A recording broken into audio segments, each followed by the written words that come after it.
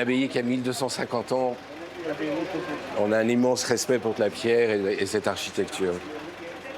L'abbaye de Silvacane, à la Roque d'Enterron. Entrer dans un lieu comme celui-ci se mérite. Là, on stabilise le sol pour mettre en fait le monolithe à la verticale. Il pèse 650 kg et on vient de le retirer de la chaîne ferronnier.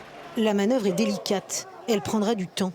C'est ici que le monolithe en ardoise, l'une des deux œuvres monumentales de l'artiste, doit prendre place devant cette stèle en métal.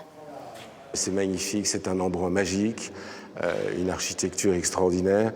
Je crois que la première fois quand on rentre dans un endroit comme ça, on est saisi par un silence magnifique, une présence.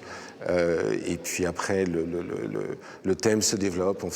C'est un projet qui a duré 3 ans et qui a pris naissance. Et après, il y a vraiment une correspondance entre l'architecture et l'œuvre. À l'abbaye de Silvacane, chaque vitrail laisse entrevoir la lumière, le vent, les feuilles.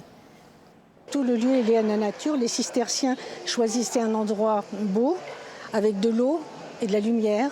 Avec cette exposition, on rentre dans le minéral, dans le végétal et dans la beauté des œuvres. Pendant que les monolithes avancent doucement vers le réfectoire des cisterciens, les toiles de métal laissent entrevoir un long travail.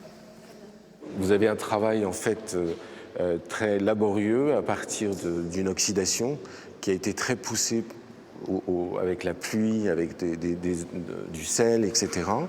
Et ensuite, j'ai travaillé donc la peinture dessus. Quelques heures plus tard, l'exposition peut enfin commencer. On entend déjà le murmure de la pierre et du métal.